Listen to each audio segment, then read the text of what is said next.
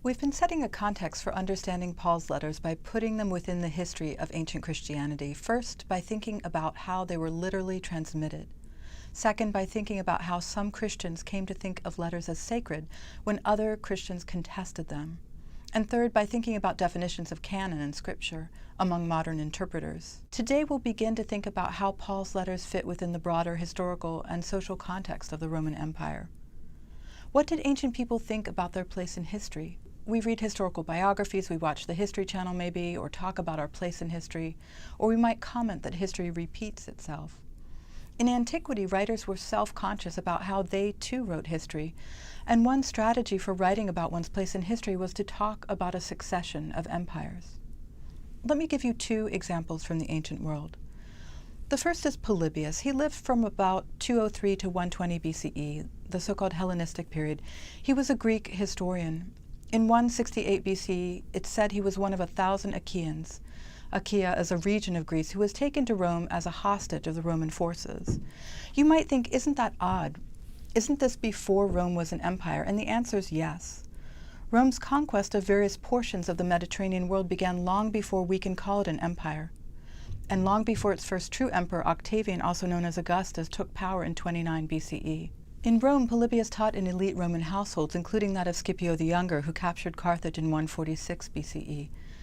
Achaean hostages, including Polybius, were released in 150, but Polybius went with Scipio to North Africa to continue to see the Roman campaigns there. Eventually, he returned to Greece and used his Roman connections to organize a new form of government in Greek cities. Polybius's histories treat the period of 220 to 146 BCE. This was a time of ethnic ferment and various world dominations, a kind of echo of Polybius's own experience. And he talks about a succession of empires. He's a Greek, but he sets forth Roman rule even before the imperium, even before the Roman Empire, as a kind of inevitability. We can't know what Polybius really thought as a former Roman captive, but that's not the question at hand. We want to ask, how does he rhetorically construct the Romans within history? What does he say about history? He starts by saying that the study of history is necessary for sound education and training for a life of politics. We all tend to argue that our particular field of study is the most important for understanding the world, and Polybius does that too. Polybius says if people study history, they're better able to bear their own fortunes by learning about calamities that have befallen others over time. And he continues, "For who is so worthless or indolent as not to wish to know by what means and under what system of polity the Romans in less than 53 years have succeeded in subjecting nearly the whole inhabited world to their sole government, a thing unique in history." The main theme of historians, he said, is to talk about the famous empires of the past, and he lists them. The Persians, then the Lacedaemonians, also known as the Spartans, and then the Macedonians, that is, the kingdom of Philip and Alexander the Great. Polybius argues that although the Macedonians' geographical reach was enormous, and it doesn't compare with Roman rule.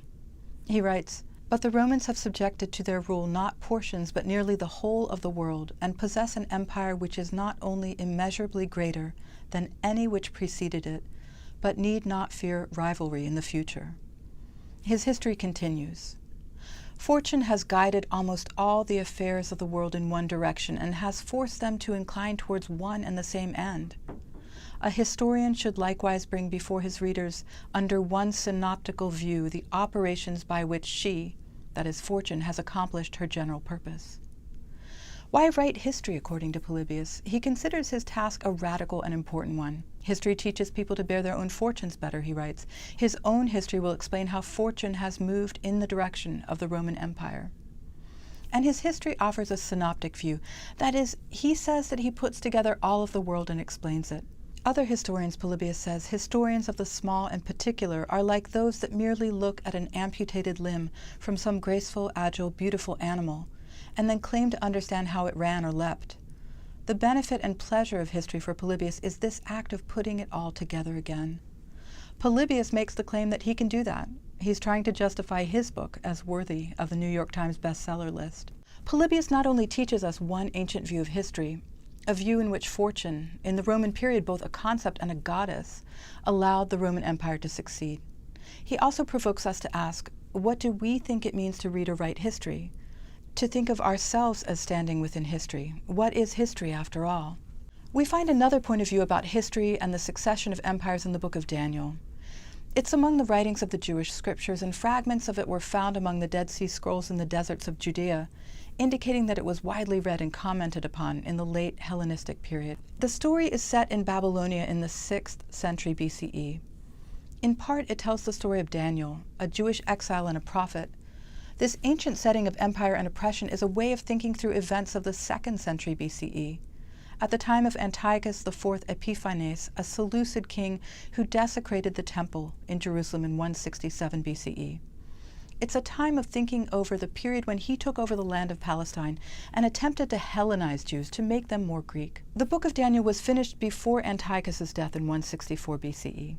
It talks about Daniel's role as a prophet, as a great dream interpreter. And in the ancient world, people thought that dreams were connected to prophecy, that a dream was a significant predictor of the future if it could be interpreted properly. In the book, King Nebuchadnezzar has a dream, and Daniel is the magus who can interpret it.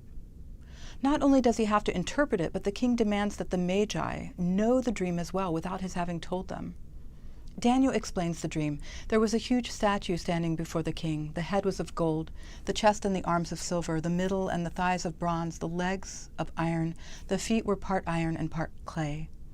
A stone cut out, not by human hands, struck the statue on its feet and broke them, and the entire statue fragments. It breaks. It becomes like chaff blown away by the summer wind.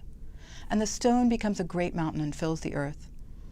It's beautiful, it's poetic, but it's not such a great story for kings. As Daniel says, "You, O king, the king of kings, to whom the God of heaven has given the kingdom, the power, the might, and the glory, after you shall arise another kingdom inferior to yours, and yet a third kingdom of bronze." Then he talks about a kingdom that's iron, and then a kingdom that's mixed of iron and clay. Probably he's referring to the Ptolemies and the Seleucids, two different kingdoms of that time period when the book of Daniel was written. And he continues, "In the days of those kings, the God of heaven shall set up a kingdom that will never be destroyed. It shall crush all these kingdoms and bring them to an end, and it shall stand forever. Just as you saw that a stone was cut from a mountain by no human hand, and that it broke in pieces the iron, the bronze, the clay, the silver, and the gold. A great God has made known to the king what shall be hereafter." The king replies to Daniel, "Truly, your God is a God of gods and a Lord of kings and a revealer of mysteries." Despite the negative prophecy, Daniel gets a promotion. This story of the succession of empires focuses on the area of Judea, which had long been contested territory. It had been contested long before the birth of Jesus, long before Paul finally conceded to go up to Jerusalem, a city located within this region, to meet James and the other pillars. For the book of Daniel, God will set up a kingdom that will supersede the kingdoms that had displaced the Jewish people for so long. God's empire ends the succession of empires. The book of Daniel tells history in a different way from Polybius. It helps us to ask deeper questions about practices of writing history, about historiography. We can wonder, what stories do people, ourselves included, in our multiple places tell about our places within history? What understandings, explicit or implicit, do religious communities share or debate about the political powers of their time?